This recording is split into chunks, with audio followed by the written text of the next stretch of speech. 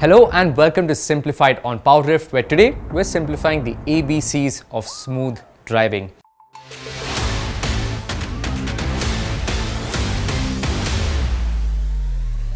Now this is one tip that helped me become a smoother driver, so it might help you as well. But that's just to not think of your car's inputs as just ways to change the car's speed, but to also think of them as a way to control the pitch and roll of your car. For example, if you accelerate really hard, you will pitch the car rearwards, and if you brake really hard, you will pitch the car forwards. But as a smooth driver, you can use this weight transfer to your advantage. Now, before we go ahead, let me point out that these tips are only for you to become a smoother driver on the road and not to become a faster driver on the racetrack. But with that out of the way, let's start with point number A, that is the accelerator.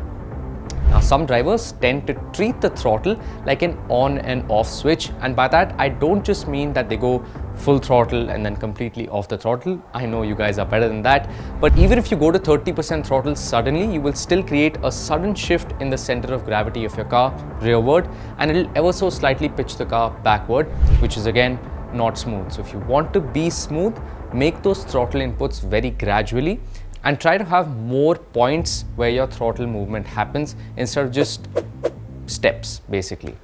Now, gradual throttle inputs can also help you reduce roll in a corner, and an example of this is that if you've ever sat with a bad driver on a hilly bit of road, you will notice that they enter a corner at a certain speed and then they turn, which causes the car to have body roll because the center of gravity has shifted completely to the side, and then they add in the brakes, which causes the center of gravity to move even closer to one corner of the car, and that causes even more body roll.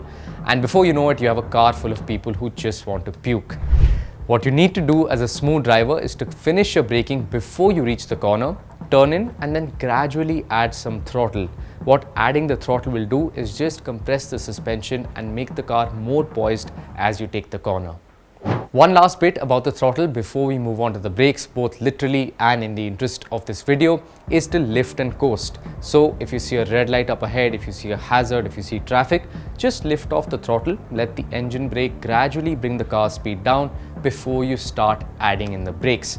This will not only make your deceleration smoother, which we'll talk more about later, but it will also help you save some fuel in the process. Who doesn't like saving fuel?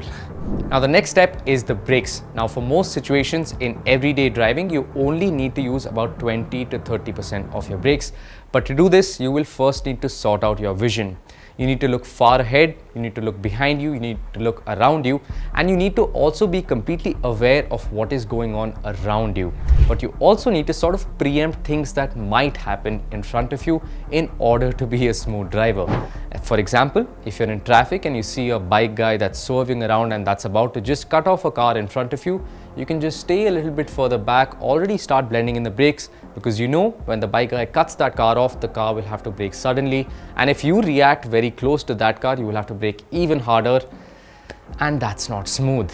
So to be smooth, keep a little more distance from the car in front and try to preempt what might happen in front of you.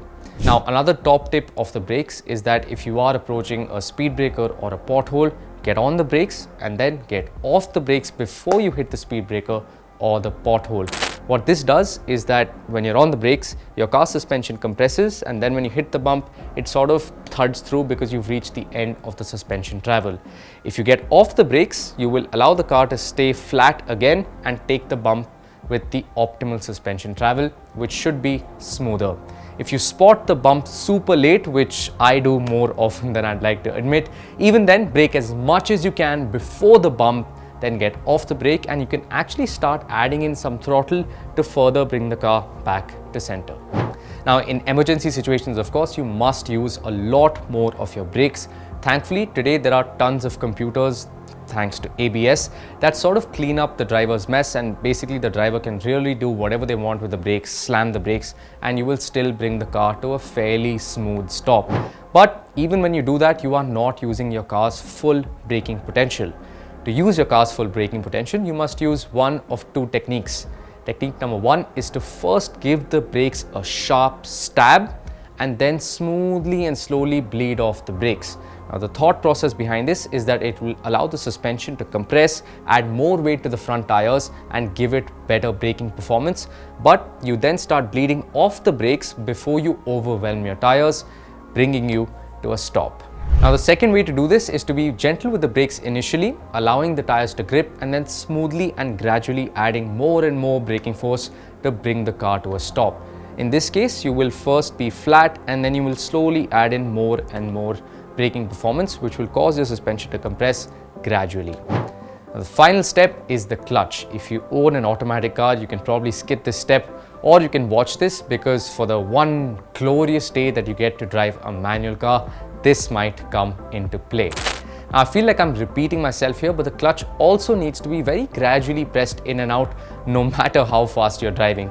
If you slam the clutch in, you will cause a very apparent break in acceleration, causing the head toss effect you often see in AMTs, because they go completely on the clutch as soon as they need to shift a gear.